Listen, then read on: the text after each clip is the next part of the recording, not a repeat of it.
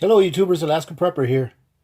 I've been watching a lot of videos on how to cure your own bacon, and it seems to be very easy. I'm thinking of doing this. I'm not thinking about it. I am going to do it with just simple ingredients that we have that we like to store. And what I mean by we are people that like to be prepared, right? So what I have here is just 1 cup of brown sugar, light brown sugar, and 1 cup of non-iodized salt. It's not sea salt, it's not special thick salt or anything like that. And that's all I'm going to use. I'm going to use this mixed together, of course, along with a couple of cuts of pork belly that I bought at the store. Simple cuts. All we have to do to this pork belly here is take the skin off because it still has the skin on it, and then rub this on it. I'm going to show you what I'm going to do as soon as I cut the skin off. So we'll be back in a minute. Let me tell you why I like to do these kinds of things. Depending on how this comes out, from all the videos I've seen, it is supposed to be delicious if you do it yourself. And I tend to believe that. But the reason I do these things is because, I do experiments like this, something I've never done before. It's because even if I never do this again after I've done it this time, at least I'll have the confidence that I know that I can do it, should I ever have to rely on doing it myself. See, you should at least try everything out, at least one time. So if you get a prepper tool of whatever kind, whatever it may be, it doesn't have to be in any category. You should not just get it and put it away. You should at least try it out, see how it works, learn how to work it. You don't necessarily have to be an expert with it, but as long as you know how it works and you're confident that it will work if you ever have to use it or do some skill that you had to learn, then at least you'll have that skill set and confidence within you to do it. By no means, I'm no butcher.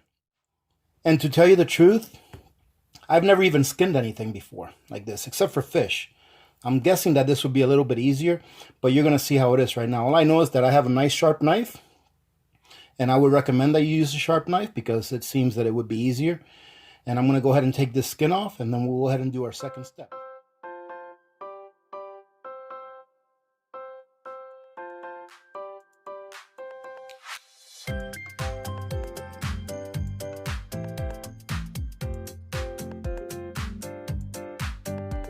And there you go.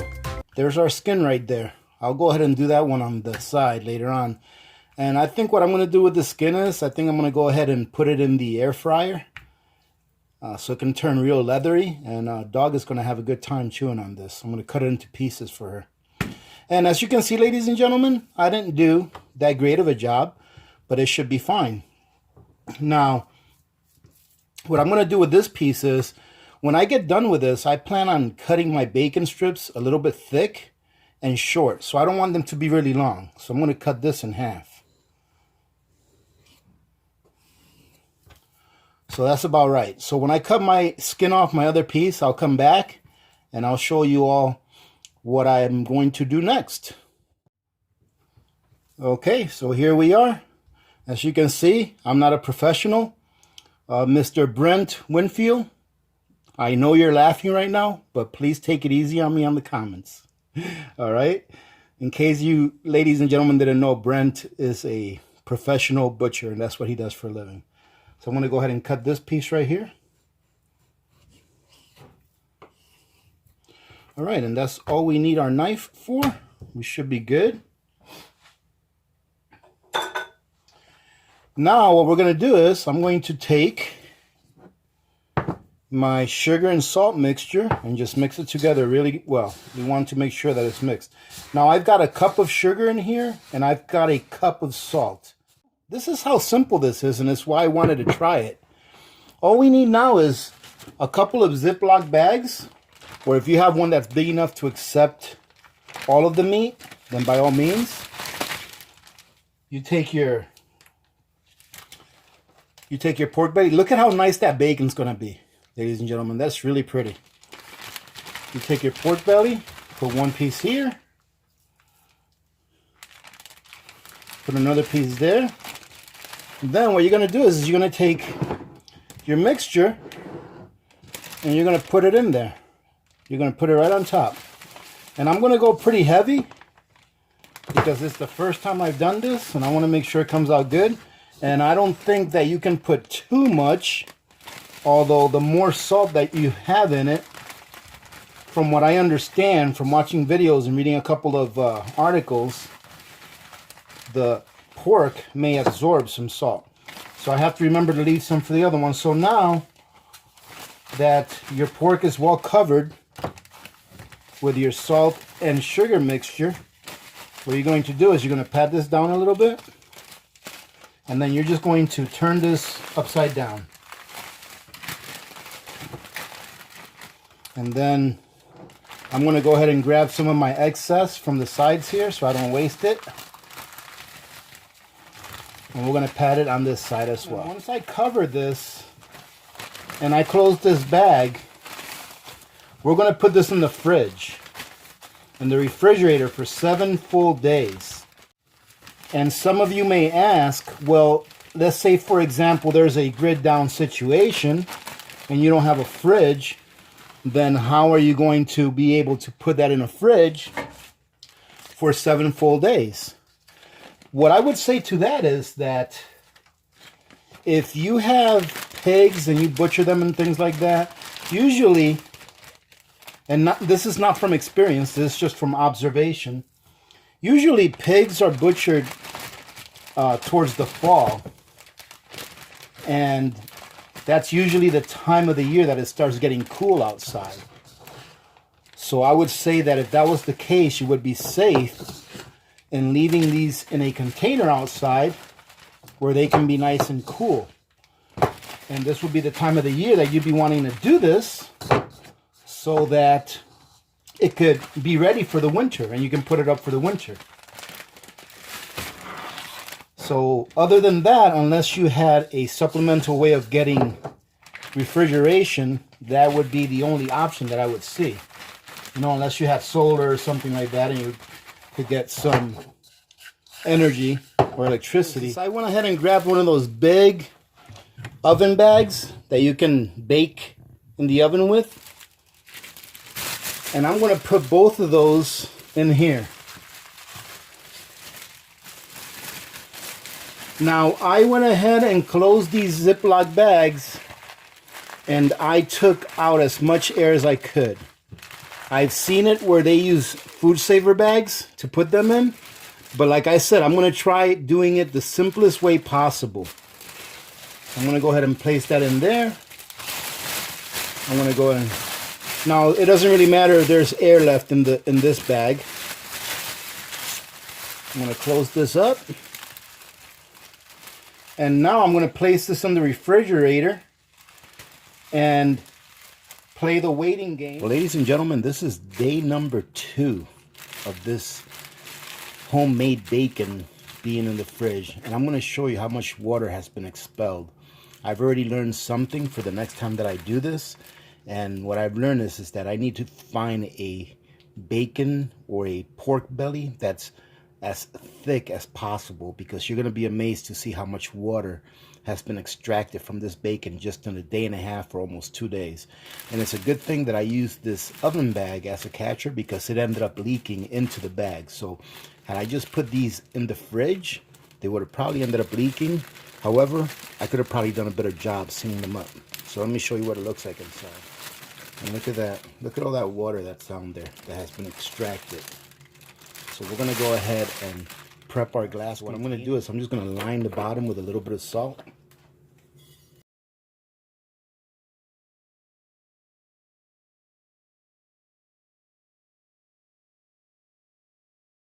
First, let me show you how much water this has actually extracted from that. Look at that. That just tells you that when they have these at the factories where they process them, they probably fill them up with water so that they can get more weight out of their meat.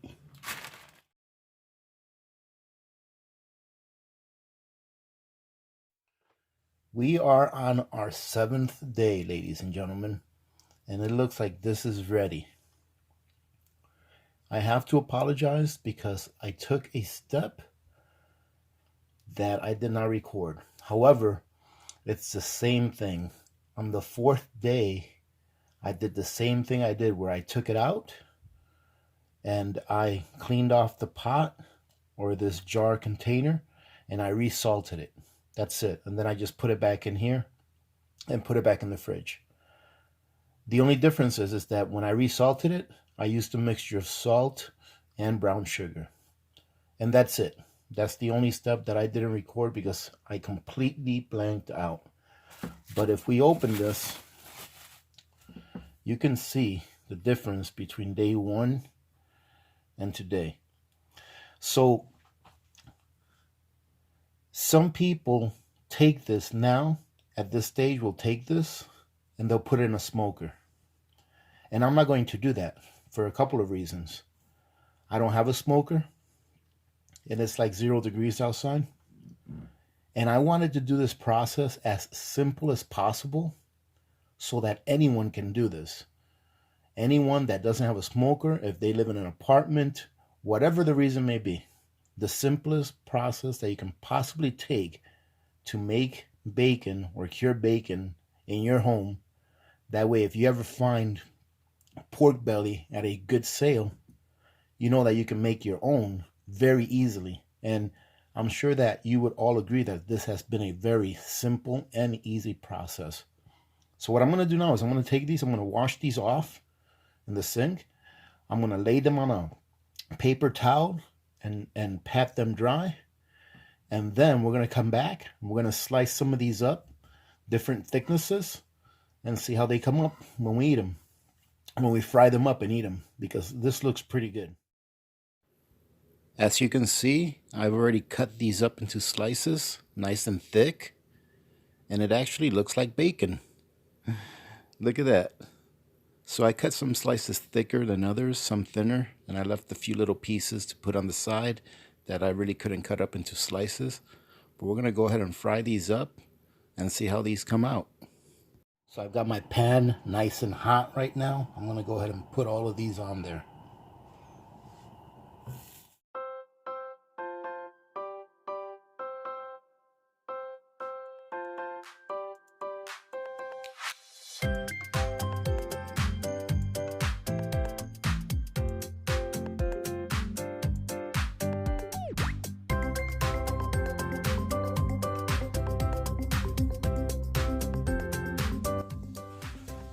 There you have it. It looks like bacon and it smells like bacon. So let's see. I'm sure that this is not going to taste exactly like the bacon that you buy at the store. But I don't know. I never tried this before. So we're going to give it a try. I'm going to take one of this piece here that looks nice and crunchy. Actually, they all came out good, if you want to see. They're all nice. They're nice and thick. I cut them a little thicker than normal because I like them nice and thick. But let's give these a try. Even look at this one. This is pretty cool. Look at that. Let's give it a try, ladies and gentlemen, and I'm going to see what it's good. Man, I'm kind of excited. All right, so I'm going to give it a try. You're not going to believe this. This tastes like bacon. It really does. I was thinking that it would probably just taste like a piece of fried pork that was cut thinly, but this tastes just like the bacon I buy from the store. I am going to say this. It's a little saltier than the bacon I buy from the store.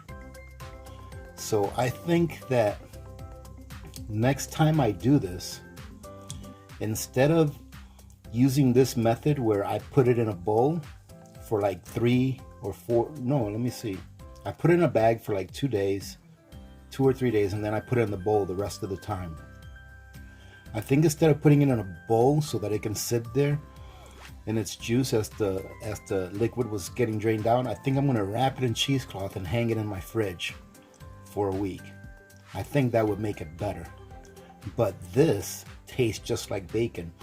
If you take this and make yourself a BLT with it, it would be perfect because it's not over salty like if all you're tasting is salt. No, you can taste the bacon. I mean, like I said, it's a little saltier than what I'm used to from the store, but it's not like it's overwhelming with salt. It's not. but it's very tasty. And it's homemade, ladies and gentlemen. I mean, yes, I bought the pork belly, but I made this. So if you guys find pork belly on sale, look at how simple it is to make this. And like I always say, you should at least try making this one time. Just once, so it can give you the confidence that you can make it whenever you want. Should bacon become unavailable and you have a buddy who just butchered a pig and is willing to trade you for something else, a piece of pork belly that he grabbed from his pig. So I'm going to use this. AP is eating bacon for lunch today. I think a BLT is in the cards. So thank you very much for joining in. I hope you guys got something out of this. I really did, and I'm going to. I still have 3 more pieces to cut up, but I'm going to go ahead and wrap those, put them in the fridge. They should be good in there for another couple of days, and then I'm going to use those to make breakfast for my family probably this weekend. Having said that, thank you again for joining in, ladies and gentlemen. I hope you enjoyed this. Remember to be good to each other. When good people do good things happen. Remember to reach one, teach one, and repeat. If we all did this, the world would be a better place, and you know that it will be a better place. Many blessings to all of you and your families. This is Alaska Prepper, and I'm out. Well, ladies and gentlemen, here you go. Darn, man, I said ladies and gentlemen again. Man, I have to stop saying ladies and gentlemen so much. Okay, let me start over again. Well, here you go. How do you like these, ladies and gentlemen? Jeez. Man, I have to stop saying ladies and gentlemen so much. Come on, AP. Get your act together. Do you want to have a million subscribers? Do you want to stop saying ladies and gentlemen and have a million subscribers and become a YouTube superstar / millionaire? Or do you want to stop being as respectful as you possibly can? So, I don't know. Do I want to stop being respectful to my audience? You know, by going back to the old ways and saying ladies and gentlemen so that I can have a million subscribers? Or do I want to be respectful to the audience that I already have? Or do I want to just be myself? Oh, the heck with it. Ladies and gentlemen, this is what we ended up with. It looks pretty good. I'm just going to start over again.